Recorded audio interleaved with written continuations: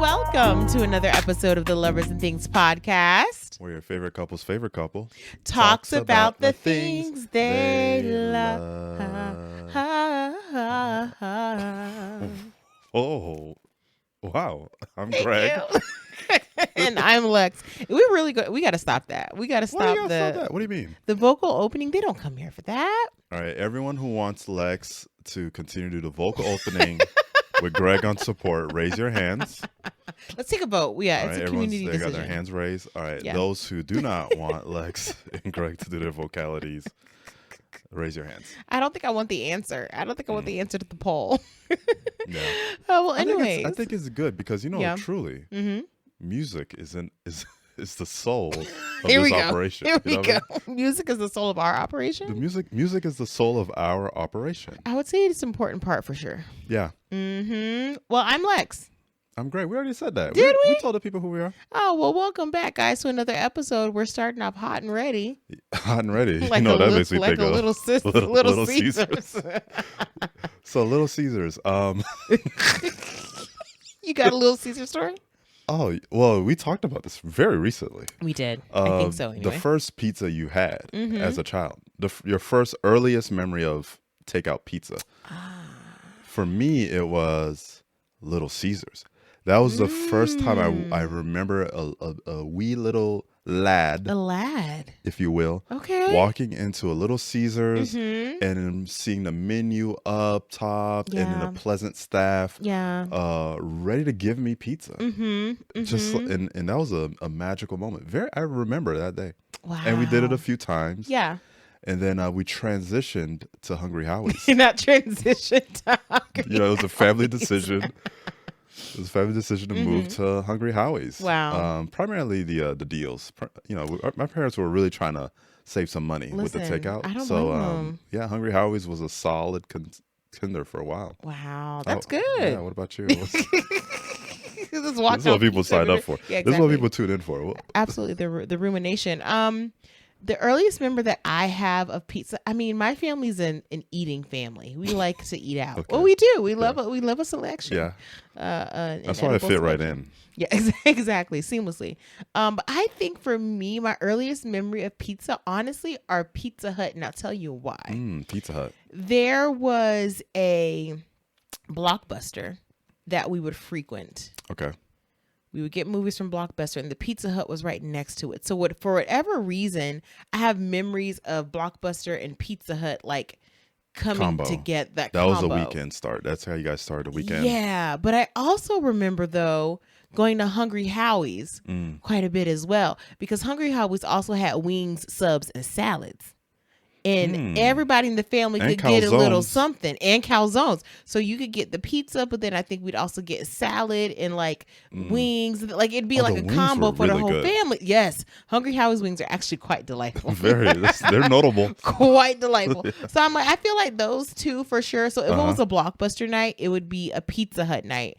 And I remember that Pizza Hut night. Specifically, but then a little bit down the road, I'm mapping in my mind, you guys, a little bit down the road was a physical building. Like, the Pizza Hut was in the plaza with the Blockbusters. Right. But the Hungry Howie's had it on freestanding building. Oh, it was a standalone. It was a standalone. A standalone, what, Hungry Howie's? Yeah, the Hungry Howie's.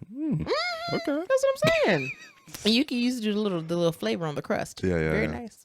You know what was like another impactful pizza moment for me? Dine-in Pizza Huts. Do you remember like a full-on dine-in Pizza Hut?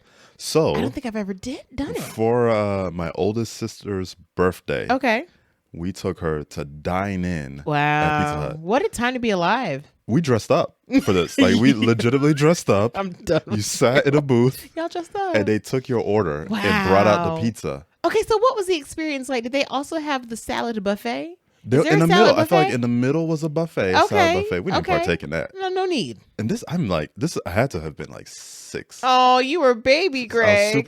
I remember we dressed up for this. Went to the Pizza Hut to celebrate my oldest sister's birthday. That's super sweet, though. And then they brought the pizza out, and this was truly an American family moment. Like you could have painted this on on a canvas and put it in one of the great museums. Oh, okay. That is a picture. Pizza Hut light in the little symbol in the back. Yeah. The staff wearing the 90s like Pizza Hut waiter uniform. Wow. And then us, a family dressed up in church clothes. Sitting there, celebrating a birthday at so Pizza sweet. Hut. That's a relic of the 90s. Wow. Yeah, I've never sat down in a Pizza Hut, but I do remember like seeing them, like the physical ones, because it was. Oh Lord, have mercy. Lex is very passionate about we'll this topic. We'll have to cut that. But remember how it had like the pizza? It looked like the hut. It looked like the hut. Hence the name. It's namesake. Absolutely. If you will. What a time to be alive. What a time to be alive. Wow. Do you guys have memories of like old school pizza spots? Because then, okay, this is the last thing I'll say because we ain't going to deep dive pizza too much. I remember when Papa John's showed up on the scene. Papa John's, okay. And I remember the girls were a little bit shook. There was something about the crust. Papa John's was always fancy. Yeah, a little like elevated, you know what I mean? Yeah. And then the garlic dipping sauce, I think that's what elevated the experience for me. I almost forgot because we're in Jersey now, so we don't do any of that. Oh, yeah, pizza is a dime a dozen. I couldn't find a Papa John's if I wanted to. Yeah, you had to go out of your way to find a Papa John's up here. Yeah, for sure. But like you got to go to Bruno's. Yeah. Tony's. Yeah, there's always a Tony's. Mario's. You're not going to the Hut. No. Okay, you're not going to Hungry Howie's up here. I don't think I've seen. It's like sacrilege. It's like sacrilege. Yeah, it's weird. That's like it being in Miami, right? Yeah. With the Caribbean food that's available and going to Bahama Breeze. Oh, come on. You're not going to Bahama You're not Breeze going to Bahama Breeze in Miami Beach, Florida. Yeah, exactly. But what was I getting at? I was getting on something. I don't know. I was talking about Papa John's. I was getting hype on Papa John's. Yes, delicious. Papa John's came out the gate with the complimentary garlic butter sauce. And it's so good. Now, who could keep up with that? No one can keep up with it. The formula over the years changed. The original garlic butter actually looked like butter with like a little bit of garlic in it. It was delicious. But now the garlic butter is more of a cream oil situation. I don't know. Yeah. But the flavor be the same. But that was that. How could you keep up with that though? Like you had your crust and you could dip it in that butter, that garlic butter sauce. We might have to get us some Papa John's. We'll report back on it's been whether a while. or not we make that happen. And if we can find one in the Jersey area, because I swear I have not seen a Papa John since we moved here. Yeah. Wow. What a journey. What a deep cut. Off the cuff, that one. Yeah, we spent way too much time on that. Way too much. But I still want to hear your pizza stories. For those of you who remember actually dining into Pizza Hut, Hungry Howie's. Do y'all remember Hungry Howie's? Do y'all remember Little Caesars? Come on now. Y'all know the variety of pizza options we got. Yes. Not just Mario's. Yeah. Well, how else are you doing, hun, outside of, your love of pizza and reminiscence? Yeah. I've been enjoying this weather. This, it's daylight savings time now. Whatever it means. I guess now is daylight savings or the other way around. It ended. But I've been enjoying this extra sunshine, whatnot. And these longer days, I've really been basking in it. Yeah, really it's basking been in it. Great. I remember one day, just recently, we were coming home from work, and the sun was still out, and that in and of itself was like, it's like, what do I do with myself? Oh, because you know what it is when you come home from work and it's a dark outside, you automatically feel like your day is done. Yeah. There's something about it that's so dreary. So having that extra hour or so of sunlight actually makes you feel better about your life decisions. Yeah. And to be a corporate employee a little bit. Right. The 9-to-5 hustle. Yeah, the grind. But yeah, and for the longest, I used to go down diatribe rants about daylight savings, how much I hate it. Yep. How much I thought it was so stupid, and why are we doing this nonsense? No one could explain why everyone's complaining. I used to be the most vocal complainer about daylight savings time. Nah, I give up. I've given in. I don't care anymore. That's what they want you to do. I just accept it. Like, I'm not fighting it anymore. Daylight saving, they do whatever they want. Turn the clocks back 5 hours. I'm just gonna I am not giving any more energy to complaining about daylight savings time. Oh, excuse me.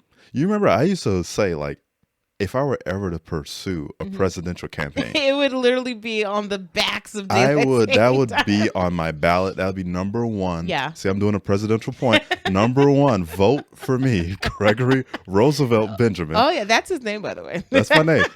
Vote for me to get rid of daylight savings time. Yeah. I don't care anymore. I don't care. Yeah. I'm just like, whatever. Because at the end of the day, it's like, remember they were teasing it a little bit. Oh, this year's the year it stops. Oh, this is the year. And after a while, it's just like, y'all are just playing in our faces. Yeah, playing in our face. I think Biden was the one that was like, oh, I'm going to change it. And he did. Good luck with that re-election. Joe, you just keep on keeping letting us down. But anyway, well, I totally get it. I'm over fighting it. It's not a thing anymore for me. Yeah. And also I think it just comes with age. When I was you care far less. When I was in my I had more angst. Yeah. When I was in my 20s, yeah, didn't we all? Had more angst. I was more willing to fight the man. That's for them kids. Let the kids do it. You always got to pick up a cause to fight for. Some people talk about human rights, decriminalization of marijuana, the unnecessary wars around the world. My cause was daylight savings time. Yeah, it was. And I've given up the fight. You know what? Let somebody else take up the mantle. You've done all that you can. Just about. And you live as easily as you can with the changes and enjoy the moments where you have a little bit more sun. What else can you say? I just roll with it. It's oh, wow, it's nicer now. Oh, I hate it. I don't care. Bigger fish to fry. Yeah, bigger fish to fry. I respect that. So how you been? On that similar wave, though, this idea of bigger fish to fry, I think I am... every week I come on here and I tell y'all I'm fine because I'm one of those people that literally says I don't like to complain about things. And I think, I've gotten to the point in my life as you get older, you realize that life comes with like these cyclical ebbs and flows. Yeah. And life doesn't get easier per se. You just get better at managing the challenges that come your way. Right. We talk about this in some episodes. Like you get more tools in your toolbox to kind of manage whatever sort of stuff is happening in your life. And that's where I'm at right now. I'm just like ebbing and flowing because I feel like it's like the transition of a season, in my life. And so I'm rocking it. I'm rocking it out. Yeah. But in general, I feel good. Physically, I feel good. Mentally, I feel good. I think this weekend we did some things different with our weekend, which was really nice. And so I feel good, yeah. What can I say? I'm never going to complain unless there's something really to complain about, y'all. So I mean, that's just me. Yeah, you're in it. I'm in it, living life. And I think that's like you bring up a good point of, at a certain point where you start to see this like similar situations but just with different backdrops. Yeah. Similar challenges but with different modes of access to you. You just start to say, oh, this looks familiar. Let me reach back into how I've overcome this or I've accomplished this and tap in and roll with it. It's like resilience. You're just building up that resilience. Exactly. And I think for us, we have taken on, the podcast and our personal lives and then also our married life and then our work life. And so I think our lives are so beautifully full that like every week I'm just like, this is a beautifully full and balanced life with its ebbs and flows. And I'm just riding it through. So yeah, I feel good this week. This week has been good. I love that. Yes, sir. All right. You've been watching anything? Yeah, I promise this is not going to be a weekly thing, but I do have thoughts. Sorry, I was excited. Are you singing my theme song? I mean, it's pretty good. Hey, come on with it. Hey. What's Legs watching? What's Legs watching? What's Legs watching? Yeah, there you go. I don't know. This man and his toy. But yes, guys, so this is going to be a quick segment of What's Lex Watching. It is, listen, setting expectations here. What Lex Watching is not a weekly something, but every now and then I'll give y'all a little taste of what's going on in my mind, and this week is that. So we are wrapping up our Love is Blind conversations this week. Right. The reunion happened last Wednesday, live, 9:00. I'm so glad they didn't actually live stream it because y'all know last year they tried to live stream it and the internet went up in flames. Yeah, it was delayed. I think I remember it was delayed like an hour and a half. It was crazy. Like 2 hours, yeah. So it was just a live premiere of things, but it was pre-recorded, which was great. The reunion was a reunion. I will say that the Lachey's and the Love is Blind production team took notes from last year and they heard us on the internet complaining on TikTok about everything they did wrong and they fixed it this year. Number one, Vanessa and Nick look good. I don't know if they got new stylists, but every season up until now, it's been touch and go. It's been touch and go. They look good. Good. Secondly, they brought back couples from past seasons, right? They brought couples back from past seasons to be a part of the studio audience. And those couples were asking more of the nitty gritty questions that we all know Nick and Vanessa can't take. Yeah. So they or like gave the it comes sticky off a questions little, to them. they used to come off a little tone deaf. Yeah, a little tone deaf, when a they little would do it, when biased. they would ask it. Yeah, so they did that. So that was the format. I would say of the Love is Blind reunions, this is the best one. Of the reality TV reunions that I have seen in my 15 plus years of watching reality TV, this is actually one of the best ones. Top 10. Yeah. Top 10, one of the best reunions, because it was well produced. It was seamless. They got into the nitty gritty of the questions that they needed to ask. And it was on time. What more can you ask for? Yeah. I only have a couple takeaways that I want to talk to you guys about. One is about who has become the villain of Love is Blind season 6, and I don't know how this happened. Like, it just happened overnight while I was sleeping. Yeah. Y'all put too much on Clay. Oh. Y'all don't put too much on Clay. This entire reunion, there was a big piece of it that was digging into each of the couples as they do. They talk about each of their journeys. They spend a considerable time on Clay and AD, notably because they are like the darlings of the season. They brought the most social media fodder. They encouraged the most emotion out of us, the viewers. They had the most dramatic altar moment. And so they got a lot of airtime, Yeah. which I do not mind. They are not together currently. They tried to do a little something it didn't work. They're currently not together.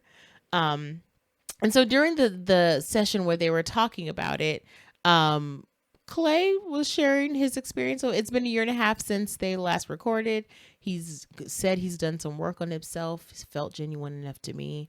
Yeah. AD was sort of receptive to what he was saying, but at the end of the day, they're not together. It's what have you. To me, that was a simple enough reunion moment. It felt like each of them was sharing where they were at, where things went wrong, and the air seemed to be cleared. But for whatever reason, the internet is running amok with this Clay narrative. And honestly, y'all, I don't see how Clay is the villain that y'all are making him out to be on the internet. What are their claims? What are their a lot of the conversation is saying? around the fact that he wasn't authentic in what he was saying, that he only said the things he said because he wanted to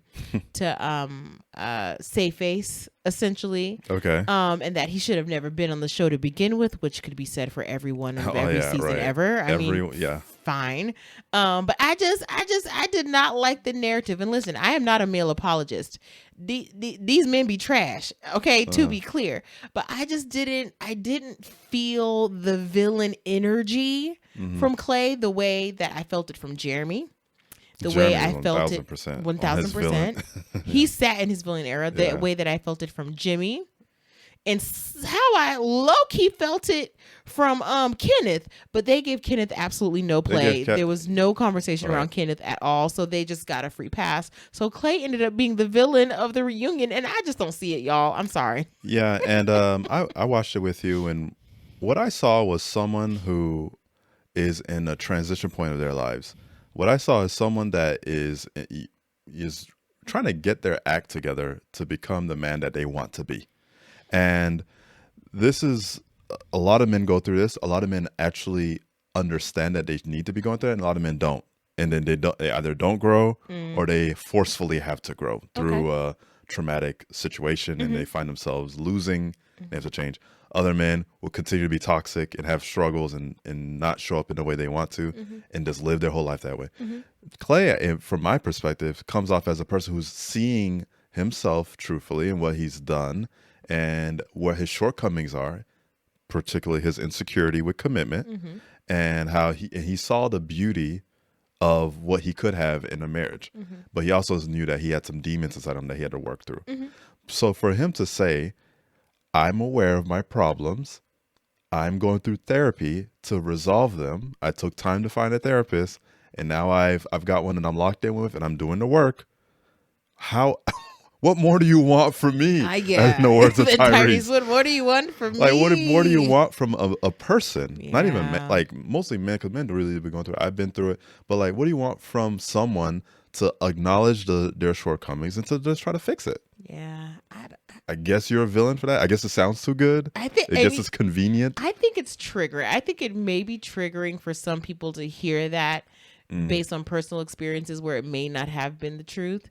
But but this is where your discernment comes in, people. Like people can tell you things and like your discernment tells you that they're not being honest, but because words are just words. But I just didn't discern that with Clay. I didn't discern that he was being dishonest, y'all. Yeah. And I just didn't. And my picker don't be off that bad. So I don't know. I just didn't. It felt very genuine. Yeah. And I empathize for him in a sense. I felt like I've been in that position where I've made mistakes in my relationship, and I'm at a point where it's like I really need to be vulnerable and change. Mm-hmm. And even when he was getting to the point where he's like, when he was talking through it, and then he's looking at AD. If you truly saw their love, I felt like there was some love there. I think there's still love there. And for him to know what he did to AD and to try to talk through his feelings and his insecurities and talk about how he's working through it. Mm-hmm. And then see the person that he effectively lost through his actions. That's heartbreaking. That that'll make you tear up. And I have hope for them though. Yeah, I do too. I'm rooting for them. Me too. I'm rooting for them too. And I know that some people are like, no. And here's the other thing, y'all. We have rather he come on the reunion and be a complete a-hole and be arrogant and have a new girl on his side and be like, it's been 1.5 years. The man hasn't dated anyone else. He doesn't have another girlfriend. He's not pursuing anyone else or anything else. He still feels like AD is important to him. Yeah. He said himself he's in love. It's like, what more do we want from this man? Like, he's clearly not moving on. He definitely could have. Yeah. Like, what's the problem here? But I think for some people it may be too good to be true. But sometimes it really is just that. It really is just that. Some people actually want to be better. Yeah, some people actually want to be better. And is that not what we want for people? For them to be able to say, I made a mistake and I'm trying. No? Isn't that not what? So anyway. And he's not the villain to me. Yeah, he's not the villain for me either. And I love the open conversation about therapy because that's so important. And that's hard, for men in general. That's hard to do. Like, I feel like we find ourselves not being equipped with the tools to handle some of the impulses or the reactionary behaviors that we have. That those triggering reactions that we have. Sometimes we find ourselves ill-equipped. Yeah. And therapy truly gives you some of the tool sets to help you navigate some of those triggering moments. And I think it's so important. I think it was a great message. Yeah, I do too. And it kind of goes back to the point that I said earlier. Life doesn't get easier. You just understand its ebbs and flows and its challenges, and you have more tools in your toolbox to deal with challenges. I would put money on the fact that if Clay were to redo this again, he wouldn't do it the same way. Yeah. He's got different tools now. He's got different experiences. And that's kind of what you hope for this. Should he have gone in the show and got married knowing that there were insecurities and things that he needs to work on? Arguably, no. But I don't think any of us enter into relationships as perfect people. Right. None of us. If you wait for your perfect, you're never going to get in a relationship. You'll never do it. So that's the thing. So that's my perspective. I don't think it was disingenuous, and I hope he continues to grow. Right. I hope he continues to grow.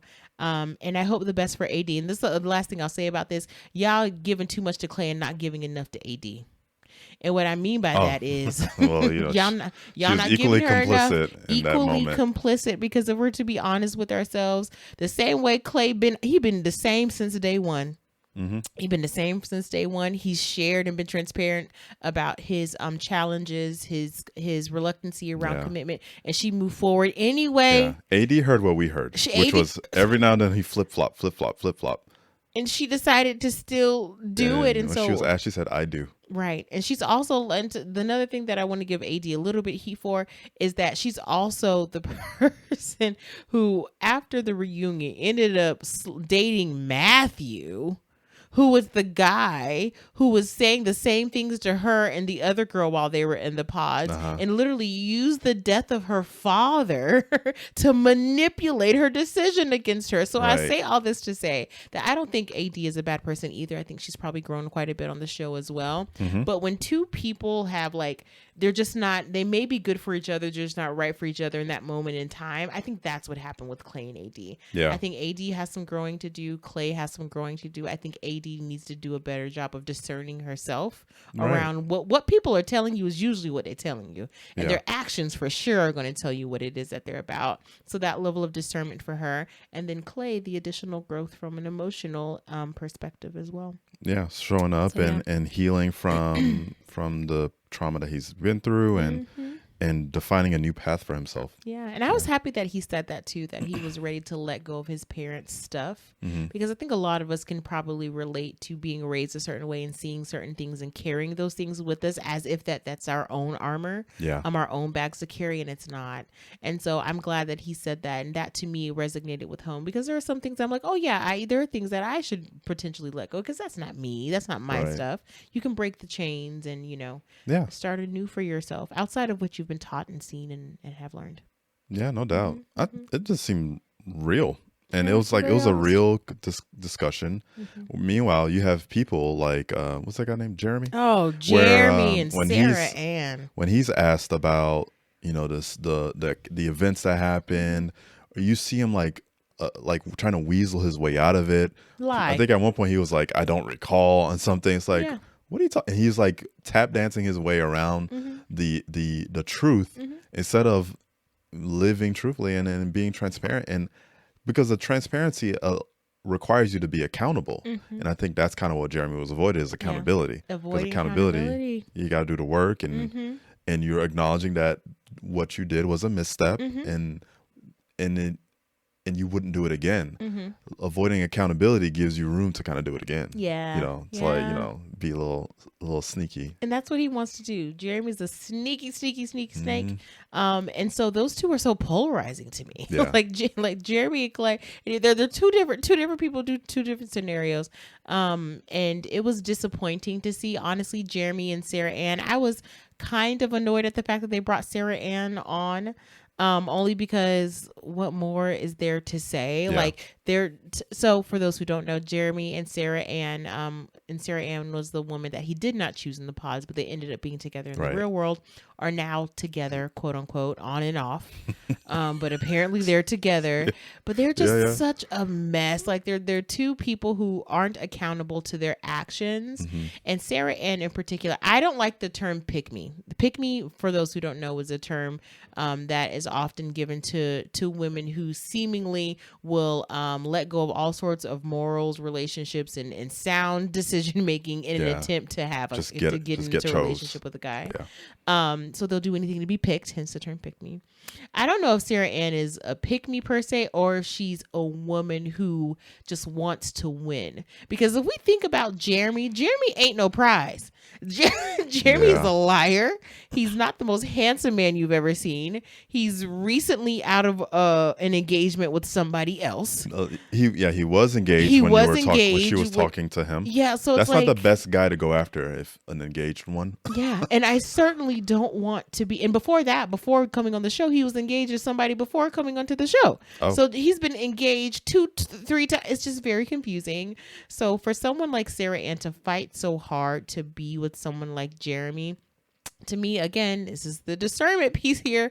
And like for her, I feel like she's one of those people who just likes to win. Like if there's a fight between you and somebody else over like something that's not worth it. So, yeah, she want to win as opposed to walking away. And sure, at the reunion, she won Jermey, but is Jermey something to be won? No. Yeah. Absolutely not. Yeah. So yeah, those are my two biggest takeaways from the reunion. Y'all give Clay too much and don't give AD enough. And Jeremy's the real villain, and Sarah Ann is coming in at number 2. Right. Because those two are chaotic. Speaking of villain, I kind of felt like production was a villain. Oh. Nick Lachey and them. Nick Lachey and them. When they brought that one guy out that looks like a brawny man. What's that one guy? Trevor. When they brought Trevor out, and that's actually one of the highlights of the it was like, and it just blindsided him out the gate. That was nasty work with the screenshots. First of all, they had him held in the back like some, like they were like they were waiting for the circus act to come out, and then they brought out and they bombarded him in this terrible outfit, and I was like, "Oh, Trevor!" They bombard him with these text screenshots, and they calling out all this stuff he was saying to the woman that he was with before he came on the show. That he texted like, "I love you" and all this stuff. I can't wait to be with you. I want to marry you. I want to marry you. After leaving the show, I don't think he was ready for that. Clearly, he wasn't ready. I think himself said, "I wasn't ready." When they released those text messages, y'all, of exposing the conversations he had with a girl outside of the show. Yeah, he literally stood there like this. I felt so bad watching. Eyes to the flow. That man did not move for 5 minutes. Yeah, I think he had like a panic attack. Yeah, because the processing of it all, that I'm sure was overwhelming, jarring, and I think that was very shady. Yeah. What production did, very shady, but I love it. That's what I mean by one of the best reunions of all time. I loved it, but for him, oh my gosh, I can imagine that. It was like watching lot. Maury. Yeah, really. Like, all right, bring him out. Bring him out. He was not ready. Talk about someone who shouldn't have been on the show. He should not have been on the show. Like a clear example of someone who just was doing it to do it. Wow. But yeah, that's what's Lex watching. What's Lex watching? What she watching on TV? And I know these are hot. Oh my God, babe. Is that an eagle? Yes. What? What's what Lex watching? So I know there are a couple of people who are also watching the Love is Blind reunion and wrapping it up. I'd love to hear your thoughts. These are extremely hot topics. So what's your opinion on that? Do you feel like Jermey and Sarah Ann were the real villains, or do you feel like Clay was on his BS that day and he was not showing up authentically? I would love to know. Let us know either in the comments of the YouTube video that you can watch this on, or with votes notes on the Podcasters app. We'd love to hear from you. Are we off? I don't know. I feel like we're right, but let us know. Yeah, we could be wrong. Open to it. All right. So we got some news. Oh, yeah. General news, not lovers and things news. Like we don't got news. We got news. There is news that we gonna tell y'all about. Yeah. TikTok ban. What's that all about? Yo, and y'all, speaking of which, can I make this quick connection? That one of the reasons why Love is Blind, I think, took off the way it did was because the first season came out during the pandemic, right? We were all sitting at home, and a lot of the conversations around it were happening on apps like TikTok. Yeah. TikTok blew up around the same time as Love is Blind did, again, during the pandemic era. And so this idea of the TikTok ban is so interesting to me because so many cultural conversations happen on the TikTok on the app. platform. Yeah, it's a very powerful platform. Yeah. And CBS News has this article about when the TikTok ban would go effect, but it does lay down some good foundation.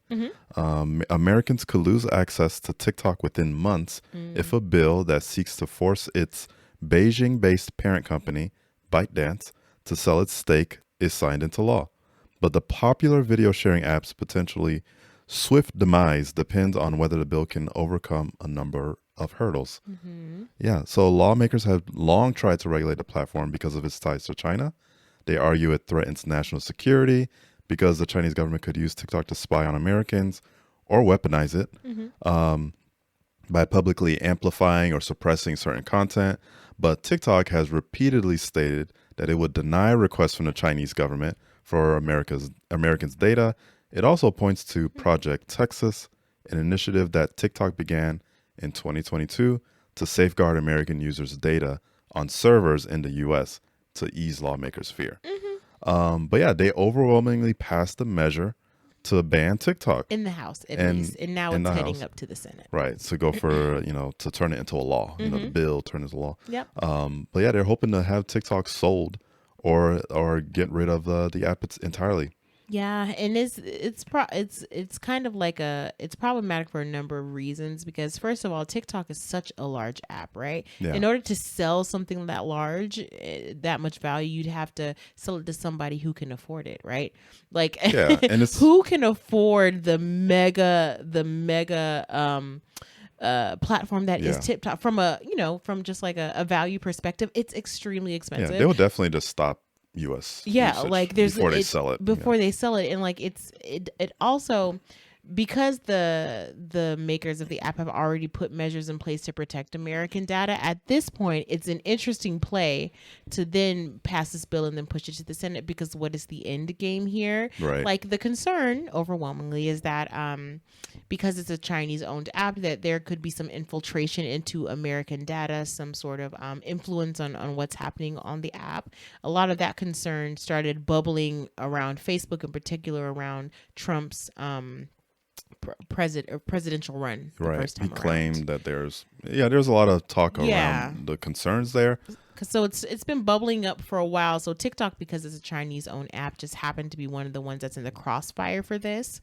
So yeah, it's super interesting whether or not it'll actually be passed. Joe Biden has gone on record saying that if it got to the point where it got across his desk, that he would sign it. I mean, at the end of the day, it's just a social media app. However, I do know that there are a lot of people who make a good amount of money being a content creator on TikTok. Yeah. And it serves as a place for community conversations and fun content. And it's just been fun to have, I think, for me personally. Yeah, and you hit on a good point about the content creators and their livelihoods.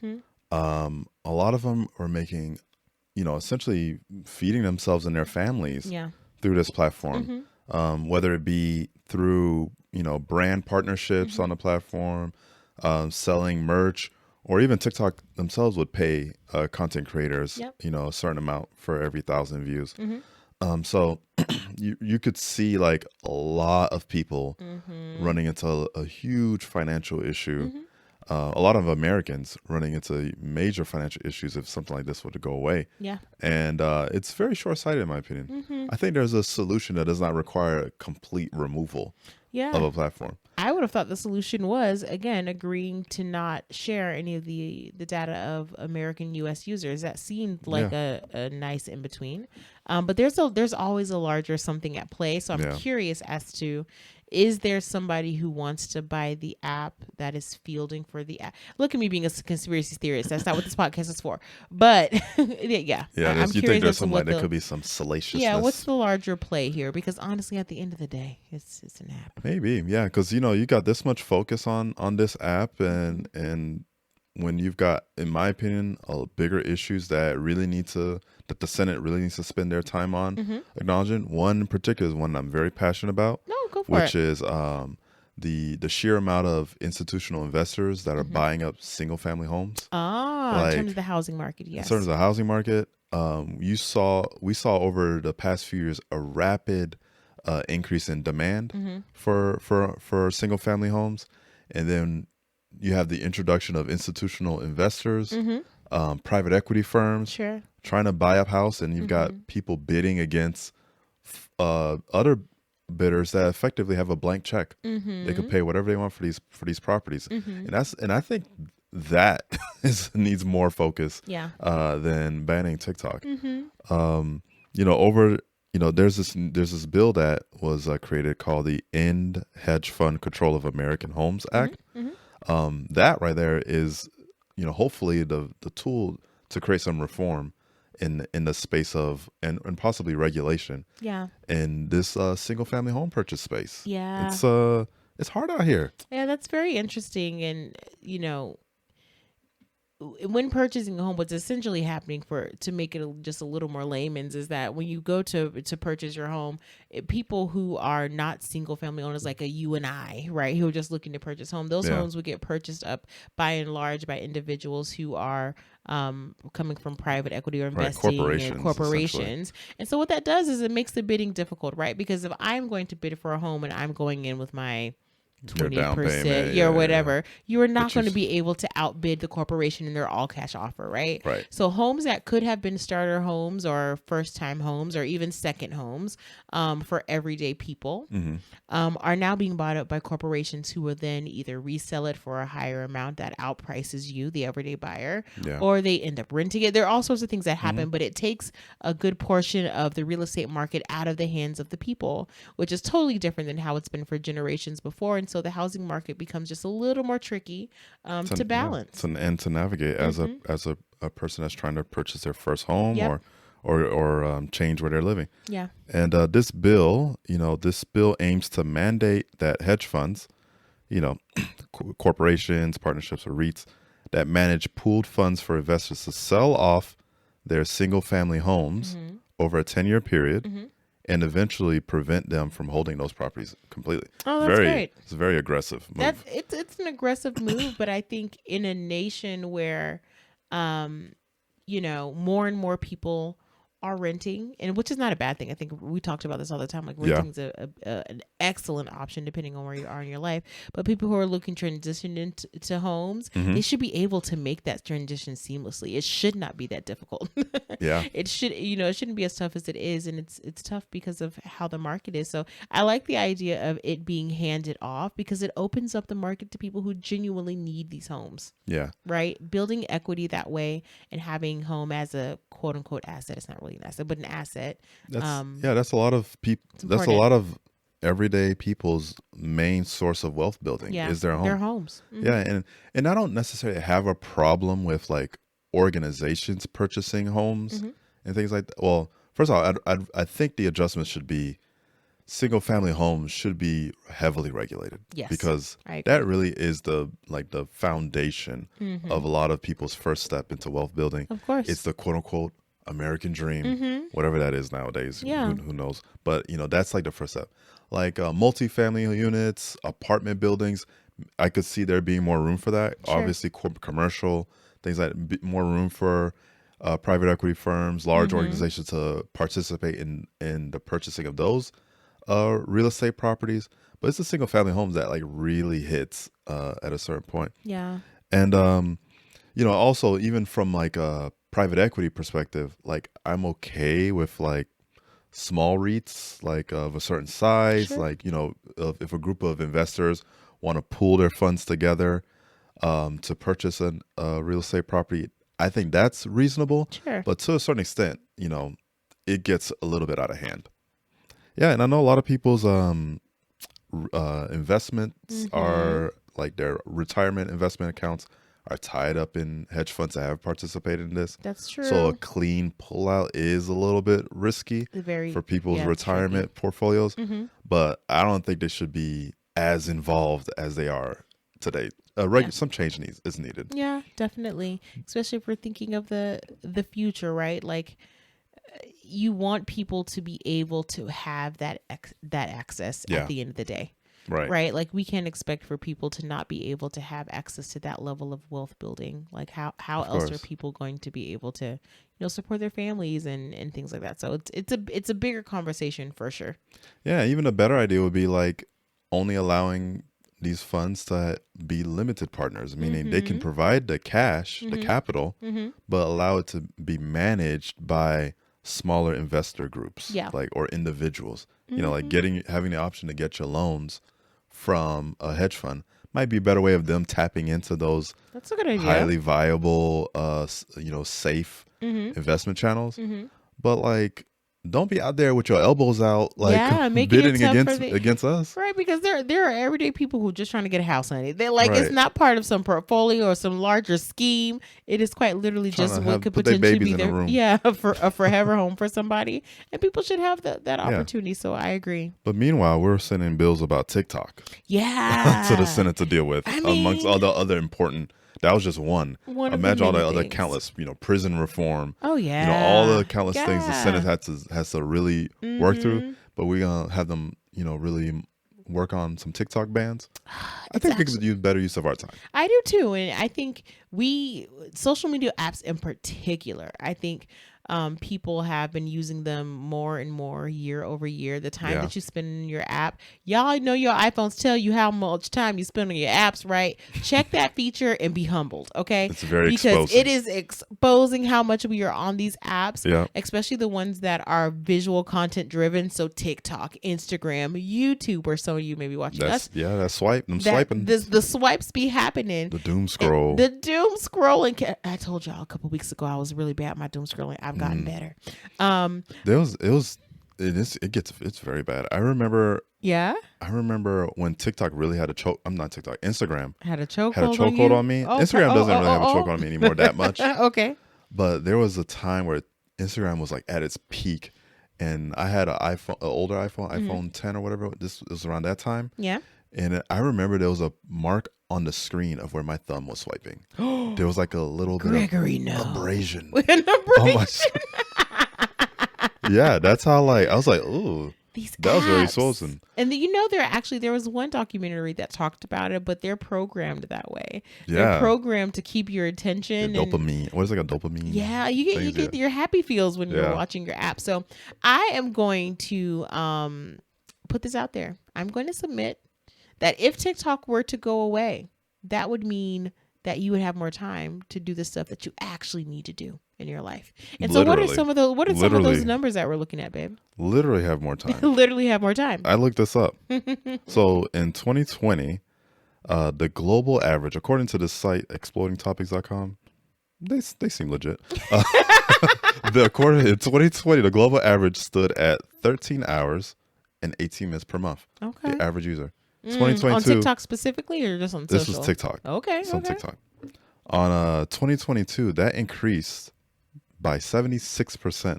Oh my God. In 2 years, reaching 23 hours and 30 minutes. Almost a whole day. Hours a month. Your whole 24 hours in a month. Wow. Spent on TikTok. And what does that break out down to? That's like 6 hours a week, yeah? 6 hours a week, an hour. 6 hours a week. Roughly an hour a day. An hour a day is a lot of time. And that feels accurate. Yeah. That feels accurate on one of the apps. So the question is, and we're posing it to you guys as well, what would you do if TikTok were gone and you got those 24 hours back in your month? 6 hours per week, you guys. What could you get done? Get you an associate. If you would get you a degree. Get you a degree from DeVry. Get you a degree. You know what I mean? Take up a cooking class. Right. Take up knitting. Yeah, or was it medical coding? Remember that one? Yeah, medical coding. Now it's that's not a thing anymore? No, medical coding is a thing. But I'm also thinking of the stenographers. The new, Do you remember those? Is that what they call stenographers? Be a stenographer. Yeah, go work in a court. Be a translator. I would love to be a stenographer to get court tea. Oh yeah. To tell my friends, you be like, yo, I had this case. Yo, they were wild. It was wild, crazy. Let me tell you what happened. I would love to do that. A stenographer. I don't know if that's legal or nice. not, but I don't think you're supposed to tell. You can't tell what's happening. But we have a couple of recommendations on what you guys would do with this. 24 hours a month, 6 hours a week. If TikTok were to be banned, it's not the end of the world. You just pick your time up and do something else. Mm-hmm. But number one, obviously, would be Pickleball. Listen. Oh. Pickleball. I mean, listening to Lovers and Things, of course. Right? Like, we have content that exists outside of TikTok. On Instagram. So listen to us, obviously. YouTube, you know. But outside of that. In our podcast catalog. Oh, not the podcast Catch catalog. up, y'all. Catch up. But then also play pickleball. So that's my recommendation. Pickleball. Okay, that's real. Okay, fair. And this is why I'm going to say pickleball. Pickleball has had a resurgence in the last couple of years. If you're not familiar, pickleball is like tennis, but tennis light. And so you'll see it popping up in retirement communities. My parents, the lovely retirees, put us onto pickleball. Yeah. My father plays weekly, I believe, at this point. And they actually... Your dad has a coach.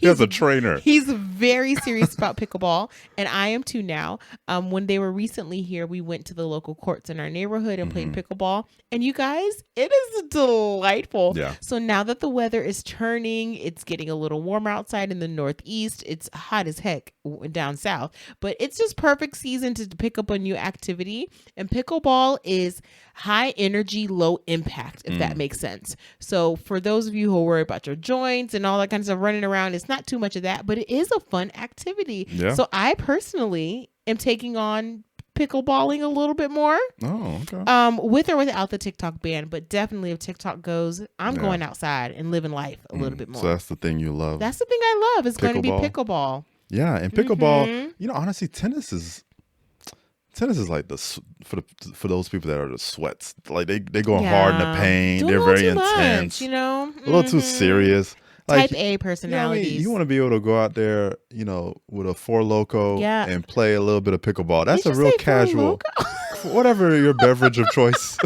This man is out of go control. out there. It's very casual. Sure. Like it's light. It's not that intense. Yeah. Like if you're not that serious about it, pick up some pickleball. Yeah. That's a good one. It's really a fun game. So recommend for sure. So that's what I'm going to do. I don't know about y'all, but that's what I'm going to do. Okay. Mm-hmm. Well, for the things I love, without Things TikTok. we love.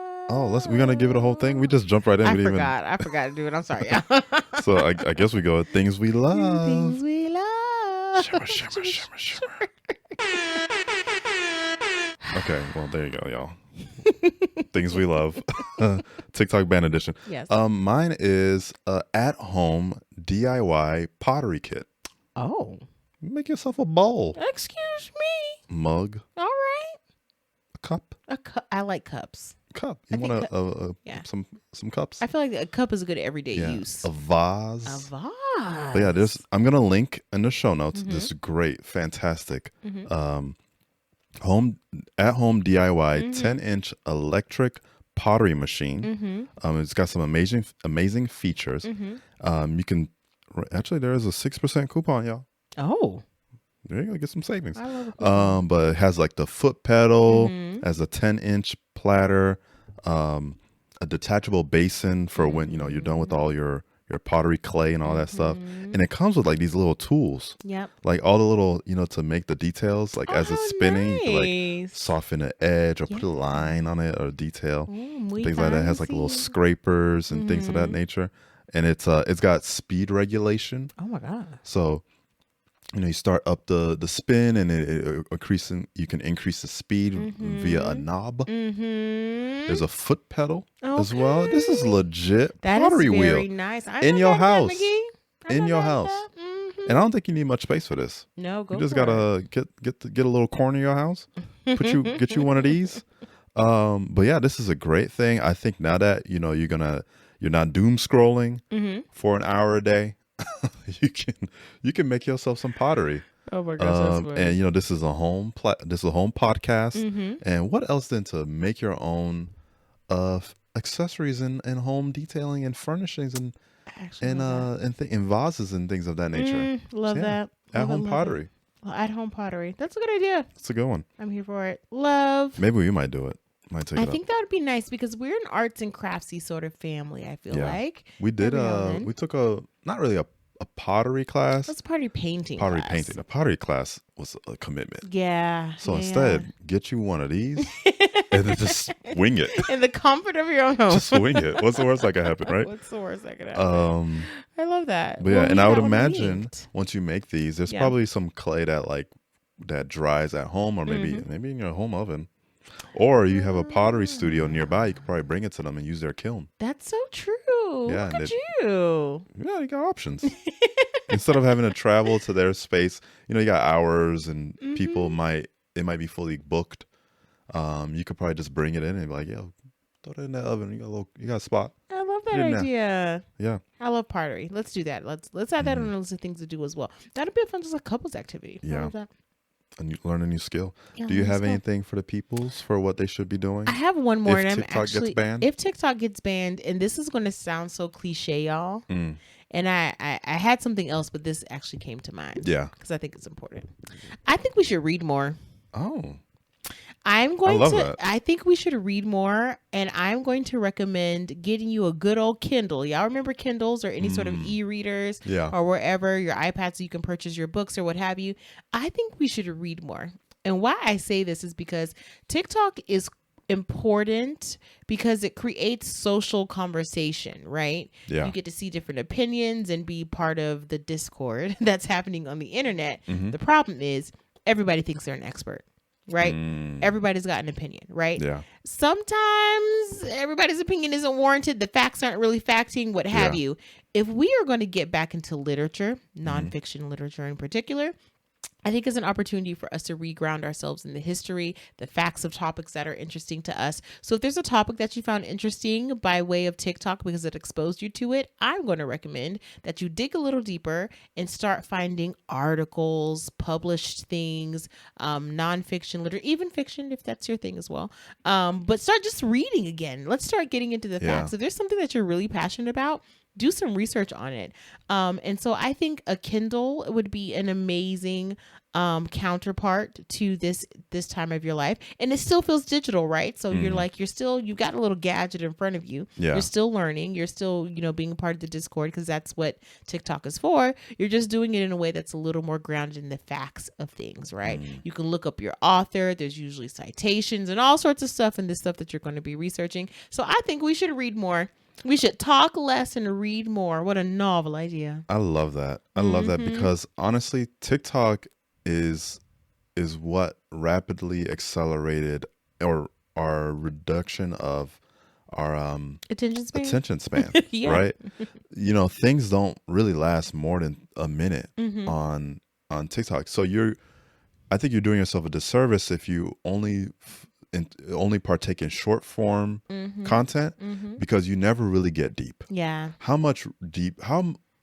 on a new topic, how much can you really learn off of a 30-second clip? And to your point, having a book, you can really dive into a topic and really be fully immersed in something and actually add something to your life. Yep. Instead of having little bite-sized snacks, get yourself a meal of content. A meal of content. And we AKA love a meal. A podcast like Lovers and Things or a book. Or a book. You plug in the podcast.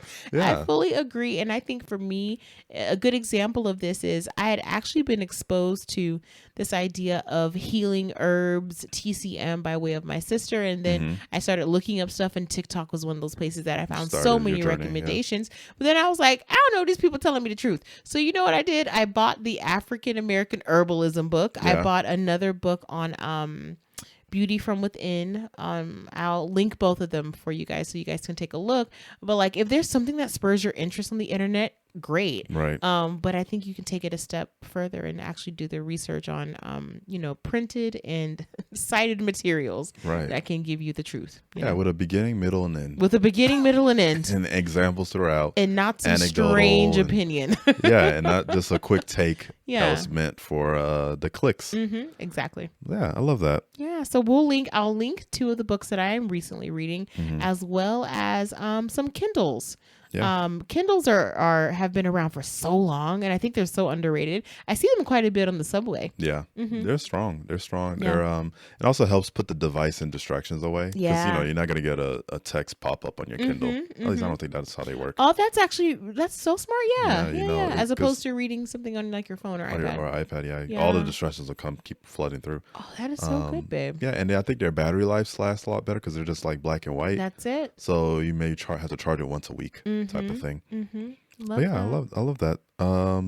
Was there anything else you recommend that people do? No, that's it. I think the general recommendation overall is, social media technology is such a good thing, but the one thing about it is that it keeps us inside a lot. It keeps us in our heads. It keeps us, in one place. There's so much life to live. So all the things that we recommended, the pickleball, the pottery, the reading, it takes you outside of your phone and gets you living life a little bit again and experiencing new things. And so there's a balance there, but I hope that you guys take these things to heart. I love that. That's all we got though. That's it. Ain't got no more. But do we have any letters? No. We did get a request. We did get a request to talk about this one particular topic, and I'm gonna keep it light. We got a letter. So there was a request for us to discuss the Draya Michele pregnancy announcement. If you guys are unaware, Draya Michele is a socialite. I was a socialite, an urban model, if you will, who became a socialite by way of the original season of Basketball Wives. This is reality television talk here. Is that still a thing? Yes, it is. They're still doing Basketball Wives. I think they've done iterations on and off. It's different BET? Seasons. No, that was VH1.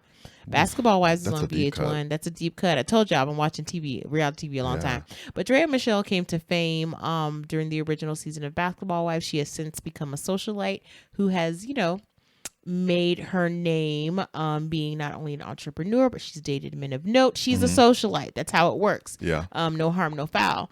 Well, Draya Michele has recently announced her pregnancy. This will be her second child. She has an older son who's in his early 20s. But her child she hasn't announced a partner, but assumably it's her recent boyfriend, Oh my gosh. Jalen Green, I believe. Jalen Green. Jalen Green, right? Yeah. Draya is 39 years old. Jalen Green is a recently turned 22-year-old 22 basketball player. Oh boy.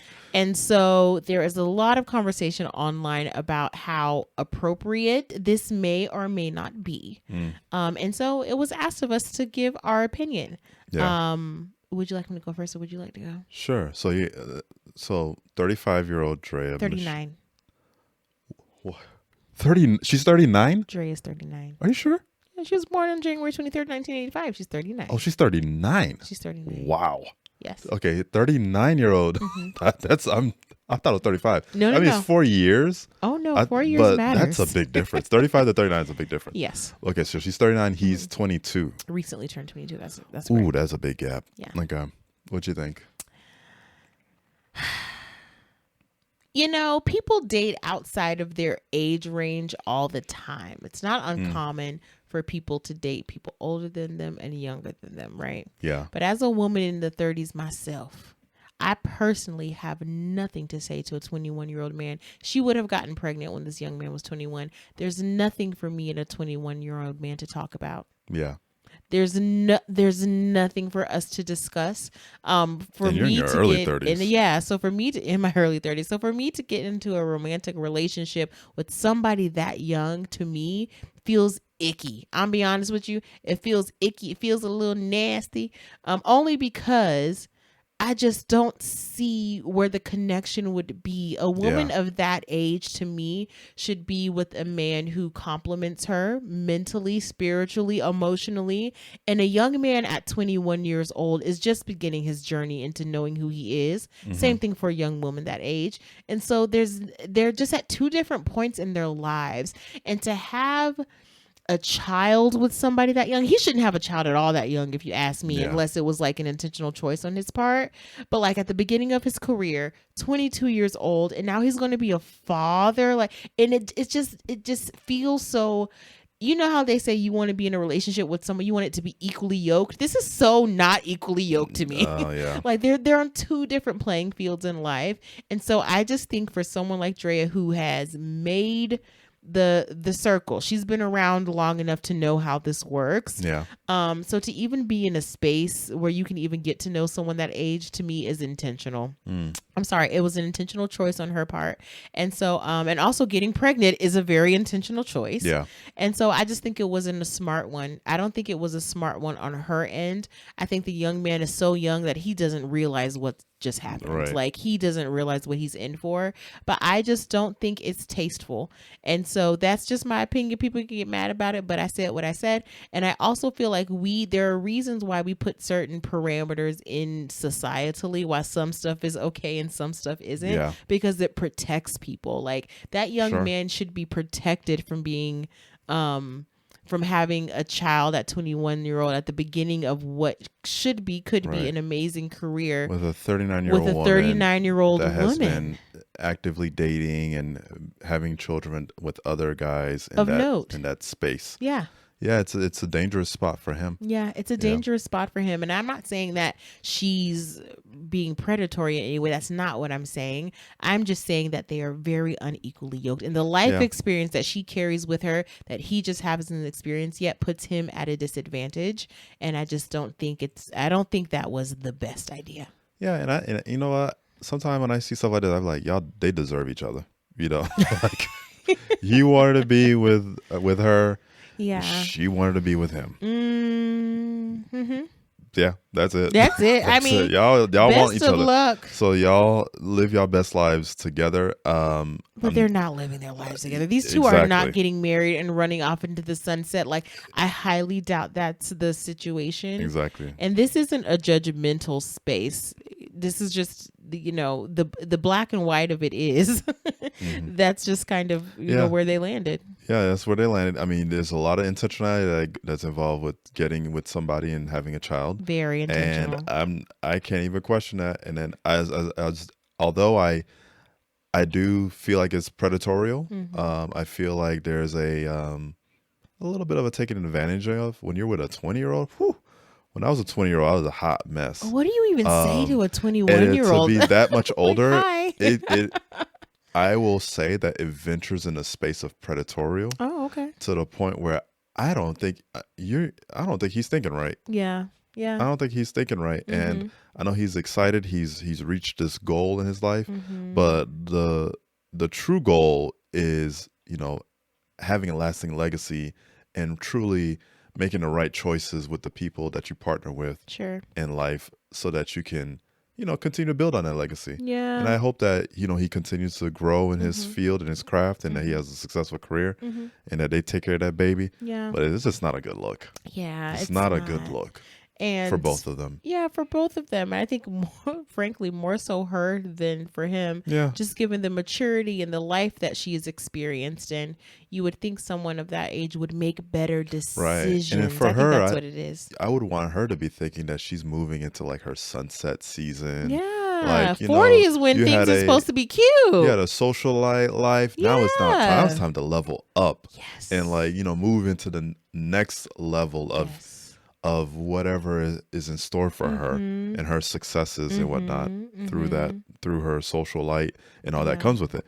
But now you're at the it's like you're going back to it's like you're going back to college to find a partner. It's just like, ugh. Oh my gosh, it's a little regressive. Yeah, this feels like a little backwards. I agree. It does feel that way. Yeah.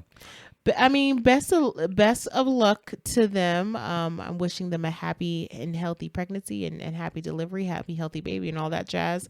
But there is something to be said about the intentional decisions that you make. And this is not a warning, but just sort of I think we can, like we like to do on this podcast, have lessons that come out of cultural and social fodder. And who you partner with and who you decide to have children with is no small decision to make. Yeah. When you decide to have children and begin a family, that's no small decision to make. And to just think about think about it.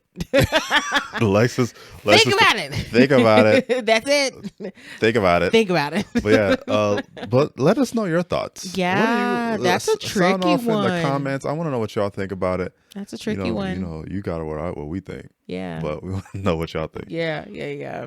For sure. Cool. Any other mail? No, that was it. Y'all be asking the tough questions, honey. We like to keep it light on this podcast, honey. But we'll go there if you want us to. We'll go there.